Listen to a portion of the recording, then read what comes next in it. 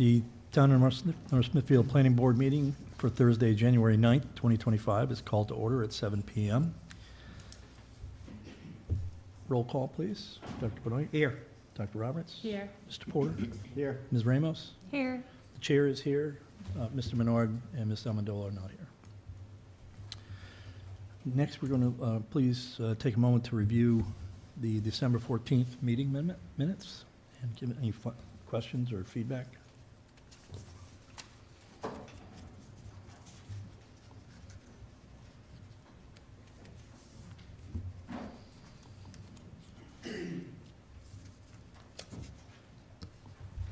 I'll make a motion to approve the minutes as presented. We have a motion to approve as presented, Second. and we have a second. All in favor? Aye. Opposed? The meetings are approved as presented. Meeting minutes, excuse me. Next on the agenda, does anyone on the planning board need to disclose any potential conflicts on matters before the board this evening? Hearing none. Does any planning board member need to disclose any ex parte communications about any contested or material adjudicatory facts or opinions concerning the merits of any application before the board this evening? Hearing none. Declaration of voting members. That would be the prestigious panel you see before you.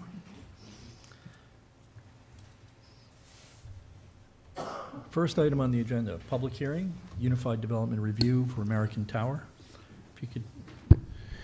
Mr. Chairman, you may recall that American Tower was before the planning board late last spring for a temporary tower to replace antenna arrays that were on the town's water tank.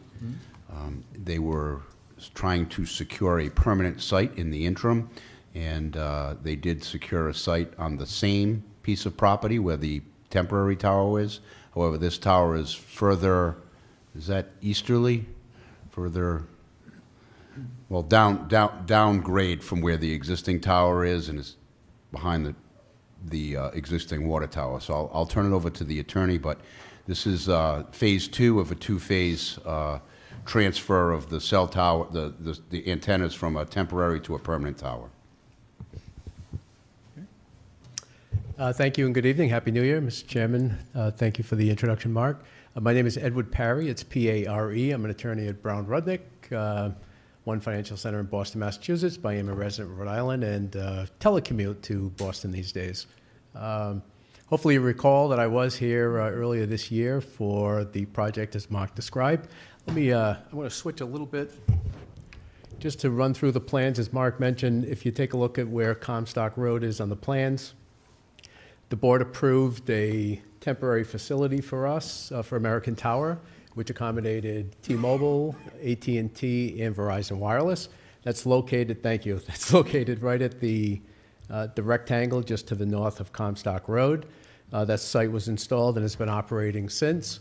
We were able to remove our equipment, the carriers. If you go over to the right, you'll see that's the town parcel, has 2 water tanks on it. The 3 carriers are located on the water tank and operating from it. American Tower managed and operated the wireless facility pursuant to a contract with the town.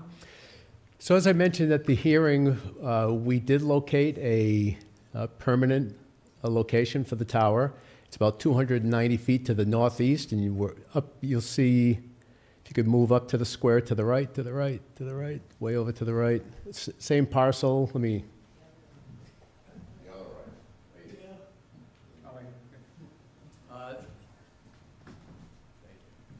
That's the location of the, destroying the equipment here.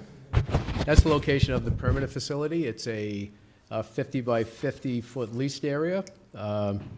It's very similar situation with the temporary facility. If you can roll. We'll be using an existing access drive. I mean, there's a bunch of parking areas there. So we'll come in off of Comstock, use the access drive. We obtain an easement from the property owner to get to the tower facility.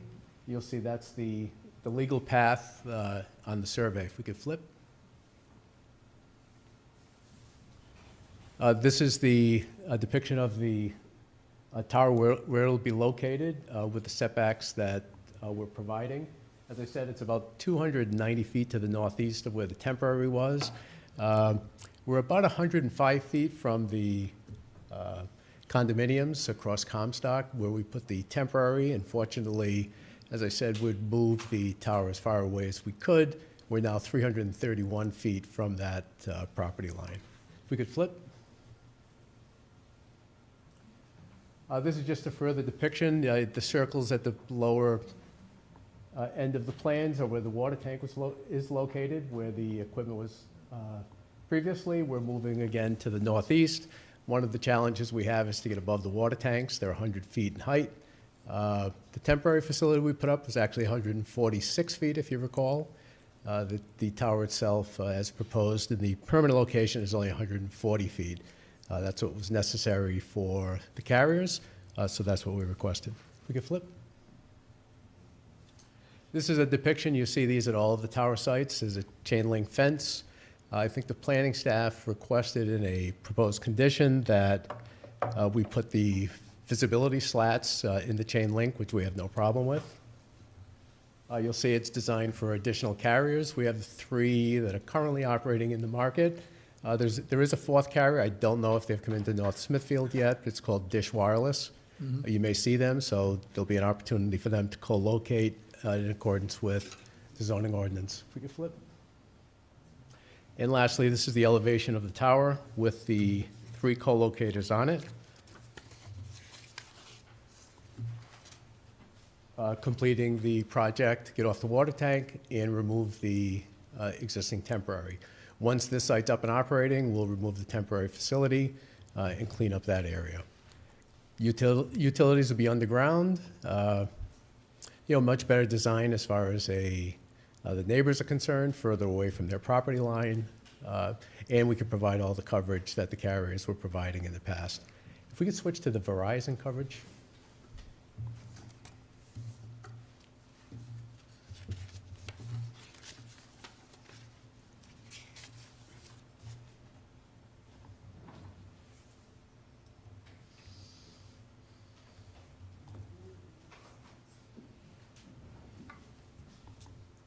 Probably says coverage plots.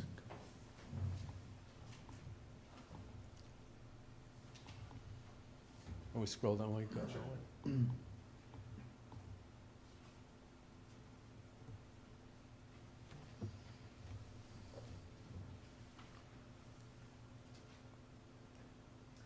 So just to give the board and the public a sense, the existing location is approximately in this area. This is going to be the permanent. So this is the coverage that Verizon gets if the temporary was offline or if the water tank was offline. So this will be familiar to the board. It'll be very similar to what we showed last time with the water tanks.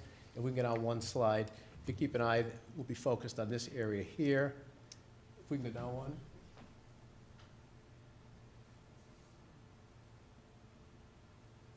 Page 3, one more. No? Oh, okay.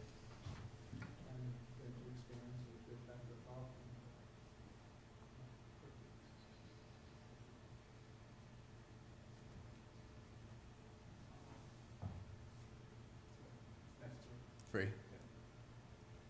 So again, this is the location of the permanent site. As you'll see, it fills in a bunch of green to provide the coverage for Verizon. As you'll notice, there's not a lot of coverage coming to the south. As we were discussing with one of the members of the public, there is some terrain there that blocks the signal, so that's why you don't see the signal going down, but we do get robust coverage to the north of the site. I do have some folks here. The site, obviously, as last time, complies with the FCC emissions requirements. It's 24% of the maximum.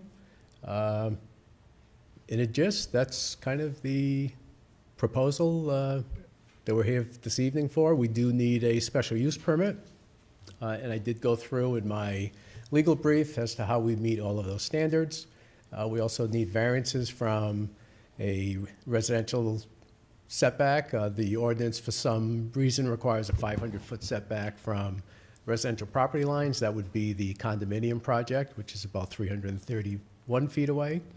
It also requires, and I can't understand this one, 500 feet, or 1.5 times the tower height from a commercial or an industrial lot line, we satisfy the underlying requirements, but there's just no way we're going to, hit that kind of target for setback.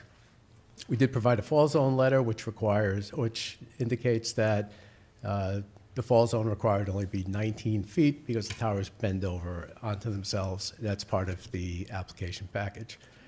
With that, if there's anything of particular interest, we'd be happy to cover it. As I said, we have a couple of witnesses here that we can gain their expertise if there are particular questions of the board or members of the public. But with that, that's the gist of our presentation. Okay.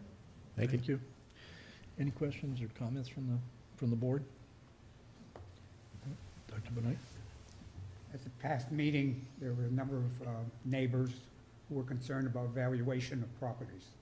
Could you clarify whatever you found in regards to the impact of this proximity to their residence? Sure. And their property will be devalued. Sure. So as we did last time, this time we also provided a real estate study in your packets. It's by Valentine Appraisers. And the conclusion is that the cell towers just don't have negative impact on property values. He does his analysis based on locations of towers to other properties, reviews the deeds, reviews the purchase and sales agreements to the extent available, talks to tax assessors. There's no data to support that it has a negative impact on property values. And in this instance, I'd say it's probably going to be a little difficult to see the tower certainly from a residential district, because as I mentioned last time, along Comstock, there is it's not a thick buffer. I'm not going to say that, it's a heavy buffer, but there's a buffer of trees. You have the two water tanks, which will also interrupt the view. So where we put it was to accommodate, or to best accommodate, the neighbors from any visible impacts. And as I said, we did provide a report from Valentine Appraisers that it's in your packets. Thank you. You're welcome. Dr. Roberts, did you have a question? Yeah, I was just curious for a matter of education about I think it's an ordinance that you were referring to that requires the co-location of carriers. Is that a town ordinance that requires? Can you just say a little bit about that, just so any of us who would like to know more could understand? Well, at the end of the day, when cell towers were initially being constructed and local communities were writing regulations with regard to cell towers, obviously they wanted as few towers as possible in their community or in the general area, so that as the companies were building these towers, a lot of cities and towns, probably all of the cities and towns, required them to accommodate X amount of carriers, right? So typically 3. And so they would be designed that way, and whenever a cell tower company would come in that wanted to locate in proximity, we would require them, or towns would require them, to do an analysis of their area to see if there was a tower available for them to co-locate on. So in this particular instance, this tower is constructed apparently for 4 carriers. There's 3 carriers on it, so they have a capacity to add an additional carrier. But the purpose of that is to limit the number of cell towers that you have in your community and hopefully get multiple antennas on singular towers. Thank you. Dr. Benoit? Our question in regard to any tax revenue come to the town for the presence of this in town. Yeah, I'm not an expert on taxes, but I understand that we're not a public utility, so our property can be taxed. Now, whether the town of North Kingstown tax equipment like this, towers or other structures on a parcel, I would think that there is some kind of tax, but I don't know for sure in North Smithfield if that's the case. There are jurisdictions that do tax equipment, our towers or our facilities, and I'm sure if North Smithfield can, they will. I would also, if I could just go back to the co-location, part of the reason we're on the water tanks is because of tall structures. So throughout, I've been doing this 27, 28 years. If there's an existing structure we can use, the zoning boards and towns require us to use it as long as it's available and it works. That's part of the reason we're on the water tank. You make it easy to attach to water tanks. They're usually, building permit only, Likewise, if someone else was going to come forward, if we built a tower, say, in this instance, we have, 3 carriers ready to go on. But if we built a tower, the town's not going to allow a second tower to go across the street, say, and have that proliferation. It would be, show us you can't use the existing infrastructure, and then we would consider a second tower. And that's pretty routine in all communities. Before you go, does the planning department have any information or knowledge of the tax, on the tax question? No, we don't, I don't. But you I said- assume it's taxed. I don't would know. think We so, can check because that out, it's- but, Because it's not a public utility, right? Yeah. So, yeah, I would think so. I'm sorry. No, that's all right. Dr. Brown? One more question. Looking into the future, do you see the day when cell towers will be obsolete and it'll be all satellite? I'd say it's certainly not while I'm alive, and I've been doing Not that, as you either. can see, right. Just looking, I mean, is it possible? I mean, right now, satellite's very expensive, very limited in coverage, because the way the signal works, it goes out to the horizon, and it's sort of like a flashlight. So the energy goes out, but it dissipates to the ground, and that's how you hook up your cell phone to it. Having a satellite where it might be point to point. I mean, I think Elon Musk is tinkering with. The satellite requires that it with- bounce. Exactly. So you need a point to point to point to connect to the network. In this instance, is sort of, if I can be within that zone of coverage, I'll connect back to the network. Right. So I don't see the towers going away. I've seen changes. I've seen antennas get smaller. I've seen them get bigger. Rhode Island's pretty well developed tower-wise, I think, except in rural areas. So we're doing a lot of densification, using buildings, utility poles. You may see some of that in the future. thank you. Any other comments, questions? I Mr. do. Porter? You were saying that there could be a potential for a fourth carrier Correct. in this layout, and I'm just wondering, on the plans that you provided to us, it looks like it's pretty tight to incorporate any additional equipment. Does that fencing area need to be enlarged to incorporate future expansion, or do you anticipate that you would have to come back here to get additional space? Yeah, Dish has a pretty small footprint, so I'm expecting that we could fit them in. Okay. They use one cabinet. If we needed to bump the compound, we'd certainly come back or go through whatever, process. It would probably be a building permit process for that. Yep. To Okay. co-locate, because you do encourage co-location. Okay. And then my only other question is, I saw the plan for the footing, and it said a minimum of 3 feet, and that seems really pretty shallow for something, so 3 feet for, for the footing of the monopole. It's drawing E501. I would say the tower hasn't been designed yet, so I'm not sure Okay. what the footing is. We don't have a foundation design yet, but Okay. when we go into the building official, we'll have a foundation design, it'll meet the code. Yeah. My guess is it's going to be more than 3 feet. Yeah, that's why I'm just calling that dimension out. It looked a little sparse. Yeah, that sounds a little, So- I mean, unless they're going to use a mat, even that, in that case where, we spread the foundation out, 3 feet sounds pretty Yeah. short to me. Yep. Okay. Thank you for that clarification. Okay. Gentlemen in the audience would like to be recognized. We haven't opened up the public hearing yet. Please? We have not opened up the public hearing. No, I understand. Okay, well, no, we will. I had a question on the access road. Is that being extended to reach the new location, or does it already exist? I think most of it exists. My guess is that where we put the fence in, there may be a little addition to get into the drive, because there's a gate, there'll be a gate there, it'll be secured. Exactly how it pieces together at the end, we don't have to do any clearing or any, significant clearing. We have to do a little bit of grading, but we're using the existing pavement to the extent we can, and then it will turn off to our gate. Is that all paved? I think the vast majority of it is paved, yes. I've driven it. Oh, okay. It's, I guess you can call it paved. It's, some of it's paved, some is broken pavement, Well, but yeah. you can literally drive from Comstock all the way down to the other road through there. Yeah, Oh, you okay. can go through you can come out Comstock, go onto the property, and Yeah. go out industrial. Oh, okay. Yeah. All right. Great, thank you. Now, whether the compound is going to be 3 feet off the pavement, and Sure. that's That's I wouldn't have an answer for that. Okay, great, thank you. If we don't have any other comments, we should open up the public hearing. Make a motion to open up the public hearing. And a second? Second. We have a second. Those in favor? Aye. Aye. Opposed? None? The public hearing is open at 7:20. Anyone who wishes to speak, please come up to the podium, introduce yourself. Thank you.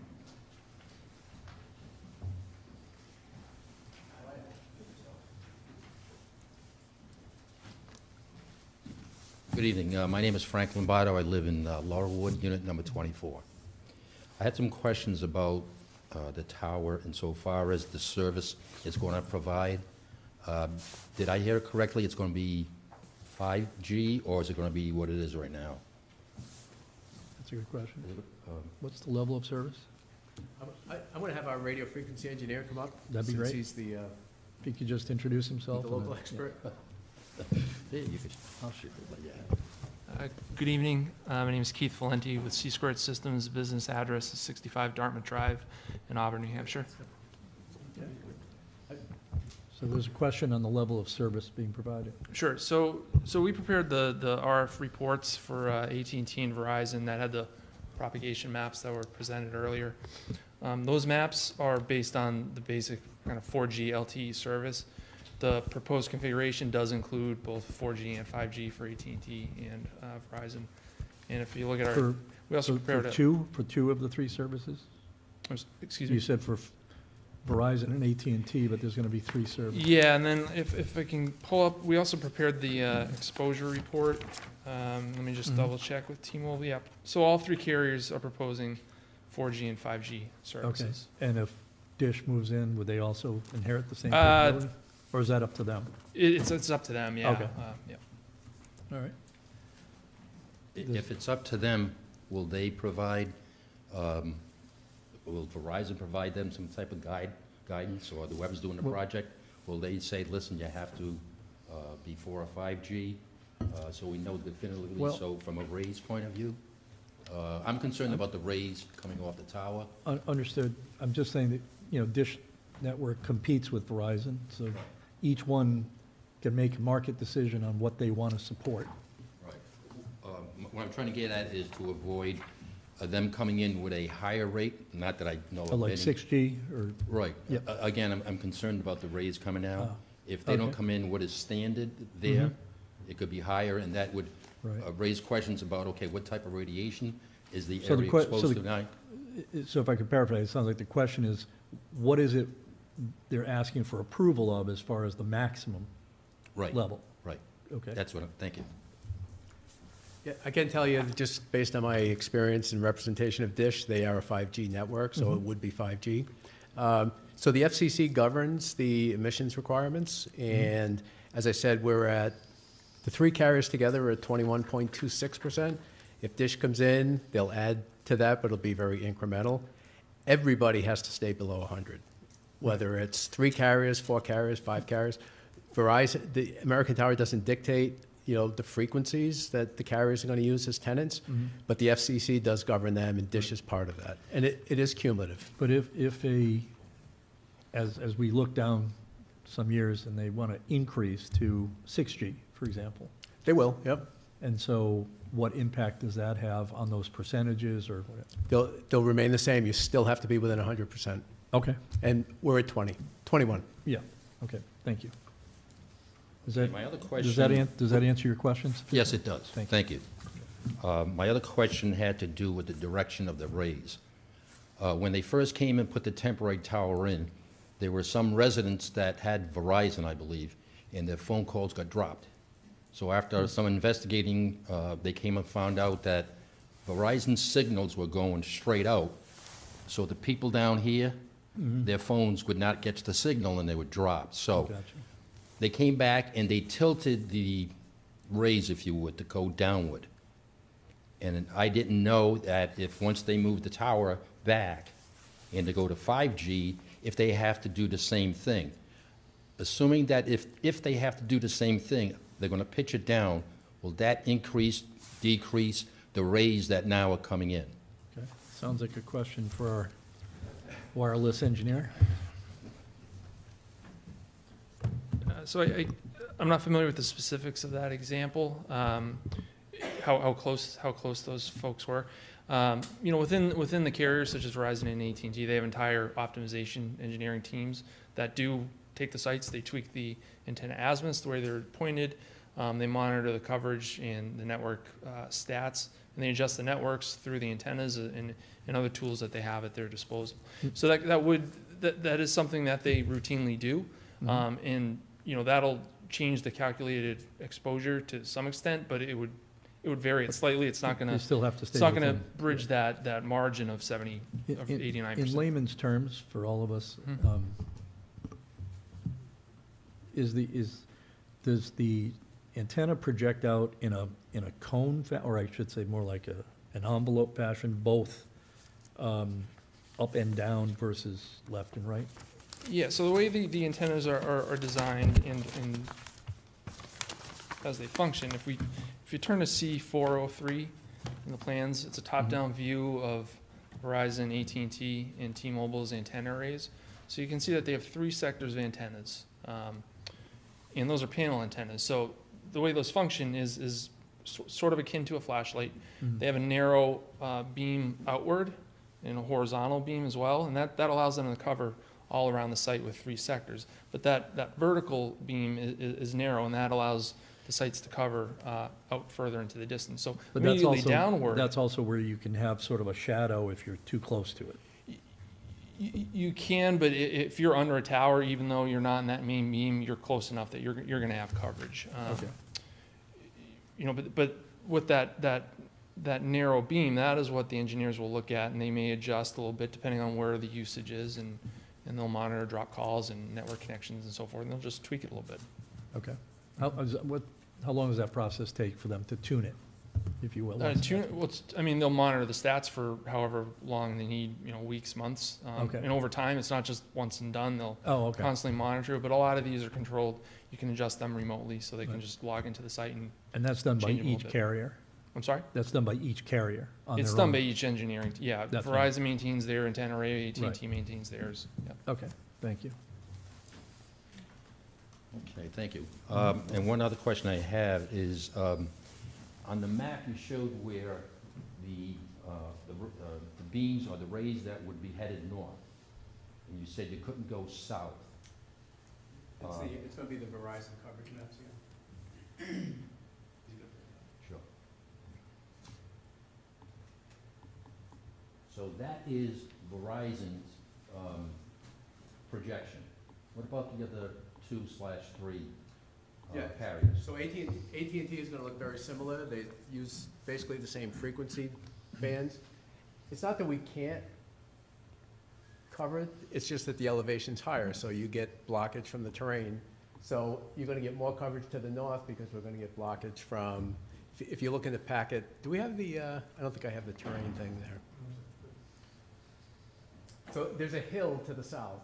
Mhm. So there's gonna get blockage, I know, so you'll see I from know. the site, we're not getting coverage down to the south and southeast of the site, but we do get more coverage to the north because we're not running into any terrain issues. So it's not that, we're gonna have to do something down in that area to Right. get coverage. Yeah, over by Pound Hill Road, that's almost Correct. like the peak, and then there's a Mhm. valley as you continue down. Correct. So, okay. Yeah, I'm in that area to the south, so I know exactly what the terrain does for my cell phone You know coverage. exactly where your calls drop, is Yeah. And then let's see, this question has to do with the demolition of the building on site, on that lot. That has nothing to do with Verizon, does it? I mean, they were very aggressive in knocking down that building at all hours, so. I'm not sure what your question is, but the building has nothing to do with this application or this applicant. The property owners of the site are demolishing the building, and they're hoping to redevelop the site for some alternative use in the future. Okay. The likely reason why they were operating at all hours to try to get that building down was because they had to be down before December 31st in order for them not to pay taxes on the following year. There you go. Oh, a tax issue, huh? There we go.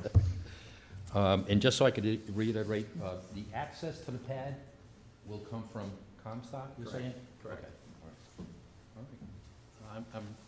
I'm good with the questions. Thank you very much. Well, thank you. Any other questions from the public? Motion to close public hearing? We have a motion to close the public hearing. Second. All in favor? Aye. Aye. Opposed? No. The public hearing is closed at 7:30. Thank you. Thank you very much. Is anybody ever opposed to closing a public hearing? In the history of public hearings? I think we did once because we felt not everybody could answer it. We just said, oh, wait, there's some more people. That was it. So, So, What's Mr. next? Chairman, the board has 3 actions to take. The first would be a dimensional variance, and that would be the request for less than required setback from the residential property line of the condominium development. I think it's required 500, and it's just over 300, 334 feet or something like that. And that's to the property line, it's not to the closest unit. The other setback is from the side yard setback from the adjoining industrial property. The ordinance calls for it to be 1.5 times the height of the tower, which is, I think that's 210 feet. I think it's about 60 feet from the side property line. The side property line, there's really no development there. It's just a wooded area down behind. If you're familiar with the adjoining property, there used to be, or there is some remnants of a school bus depot there, and this is just downgrade from that, so there's really no developed area there. They're just trees. The second action is with regard to the special use permit. You know, and as has been addressed in the prior application, this application, the criteria for the special use permit, if the dimensional variants are granted, the criteria for the special use permit is in line with that which would authorize the tower. Those 2 actions are going to be contingent upon approval of the development plan review. That's the third action that the board would be taking, so that they will not become active unless the development plan review is approved by this board. If all 3 are approved, then the project is ready to proceed. okay. On the setback variance, the first one, was that also a requirement for the temporary? Yes, That's what I thought. the same requirements, So- yes. So at the first, for the temporary, there was approximately a 41-foot setback, and now it's 331. Yeah, I think for the temporary, it was 90 feet, maybe. It was Well- the 50-foot right-of-way, then the setbacks of 50, Well, it sounds maybe like it was 70 feet. 41, because he said they moved it by 290 feet, now it's 331. Oh, maybe. But either way, it was much shorter. It was, yes, it was, And the requirement was still the same, 500. the requirement's still the same, and it's Okay. I just wanted to 200 feet further clarify away, for at least. consistency. Okay. So we have our action items. We need to first talk about the setback variance. Any questions or comments from that? We're ready to take a vote? Someone want to make a motion? I'll make the motion to recommend the granted requested dimensional variances with the stipulations stated by our esteemed planner from 1 to 6. This is for the first variance? Yes, that's for the Okay. dimensional variances. Okay. Second. We have a second. Roll call vote. Dr. Benoit? Yes. Dr. Roberts? Yes. Mr. Porter? Yes. Ms. Ramos? Yes. And the chair votes yes. So now any questions or comments on the second, the special use permit, the second point? Nope. We'll be looking for a motion then. Take turns now. Somebody else's turn. I'll make a motion that we approve the special use permit with the following stipulations given to us by our planning office, numbers 1 through 6. Okay? So we have a motion. Do we have a second? Second. Is it 1 through 7? No, still 1 through 6. That's comments, All right. the 1 through 7. Wrong. Recommendations That's are all right. 1 through Thank you. 6. So we have a second from Ms. Ramos. Again, roll call vote. Dr. Yes. Benoit? Dr. Roberts? Yes. Mr. Porter? Yes. Ms. Ramos? Yes. And the chair votes yes. So lastly, the big item on the approval of the project. Any questions or comments on that? It's a quiet board this evening. I do have a question Okay. about the fourth one. Where it says that the development will not result in the creation of individual lots with such physical constraints, et cetera. I just wanted to, I read that a bunch of times and I don't actually understand what it means, so. It's not relevant to this development. Okay, That- that's probably That is a why. criteria that would Okay. be required if they were subdividing or creating additional lots. Okay, But in this case, it's a leased piece of a property. Yeah, without it's changing not, anything. it is, this proposal is not doing that. So Okay. that would be a positive finding, that it's not creating. okay. Okay, thank you. Yeah. All right. So then, any other comments? Again, I'd be looking for a motion. It's kind of your turn. Okay, I move that we approve the, could you tell Just me speak the- up just a little bit. I move that we approve the, I just want to have the right name of it, Development plan review. the development plan review Right. with the stipulations as listed. Is it 1 through 6? 1 through 5. 5, okay. Gotcha. Thank you. So we have a motion for approval. Do we have a second? Second. We have a second. Dr. Roberts? Oh, sorry. Dr. Benoit? Yes? Dr. Roberts? Yes. Mr. Porter? Yes. Ms. Ramos? Yes. And the chair votes yes. Well, thank you. Thank you. All right. Mr. Chairman, Yes, Dr. I Benoit? would like to add an item to our agenda. All right. I believe procedure is that I need to ask for a vote to add the agenda item. Okay. And So I I'm would, making the motion to add an agenda item, and I need a second. first, I'd like to get some clarification from the planner, because again, Oh, if it's sorry. not on the agenda and therefore wasn't published, I just want No, some I know. clarification. We just can't take a vote. Robert's Rules of Order allows it. Oh, so it allows it without, as long as we, it's not something we vote on. We can discuss it, but not take a vote. Just, it's for discussion only. Please? Is that what you're saying? It's an item for discussion? Yes. Okay. So we have a motion to add an item for discussion only. Do we have a second? Second. We have a second. Those in favor? Aye. I would like to show a vote of confidence in our chairman trying to extend the term of service on the board by an additional 5 years. And therefore, I'd like to have a vote of confidence showing our support for the chairman and send a communication to the council in that regard. That's my motion. Well, I'm not Well- going to vote on that. But if we add something to the agenda and we can't vote on it. We can't vote on it. We can discuss it, because I am in full support of your recommendation, but I don't think we can make a formal vote on it. Is it? I think you're correct on that point. Yeah. In that case, can I request that a letter of support be written by the planner and sent to the council? Are you making a request of the planner? Yes. That would be you. You can make requests of the planner. It doesn't have to be a formal motion. Correct. And I- Will that be accomplished, sir, before their next council meeting? 20th. No, the next meeting's the 20th. Okay, Thank you very much. thank you. Motion to adjourn. No, we still got a No, we meeting have- schedule. We do have to review the 2025 schedule is Oh. next. Looks fine. Second Tuesday of every month. Are we officially looking at the schedule right now? Mm-hmm. What's the protocol for us as a board bringing forth any requests for the year, like going into the year, things that we want to see on future agendas that are educational for the community? Is that something we would say now, or is that something to communicate sort of to the planner separately and Yeah. propose it, or? Typically, in the past, we've had the first or second Thursdays. Second Thursdays, right. well, used to be first Thursdays, Right. as our main meeting where applicants come and provide their applications and presentations.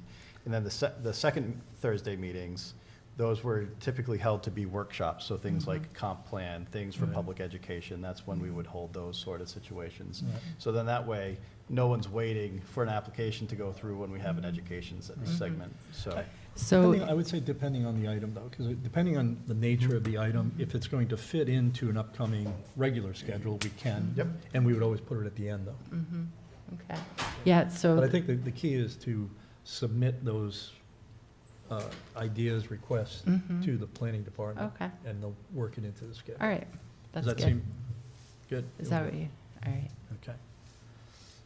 Any comments on the schedule? Any feelings that it is still the second Thursday of the month? If we have a meeting on June 26th, I expect cake.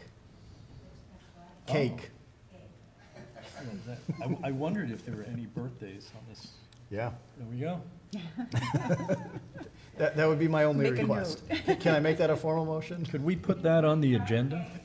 I'll bring rights, I'll be happy to do that. So we have an item for the June 26th agenda already. Happy birthday, Sam. If there are no other comments, I will make a motion to accept the 2025 regular meeting schedule as presented.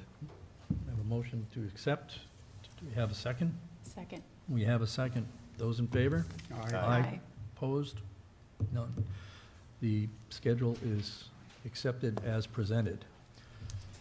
There are no administrative subdivisions to talk about, and therefore, you may make your other motion. I'm not aware of any other motions to be made. I'll make a motion to adjourn. A motion to adjourn, a second. I'll second it. All right, those in favor? Aye, Aye. We are adjourned at 7:41. thank you.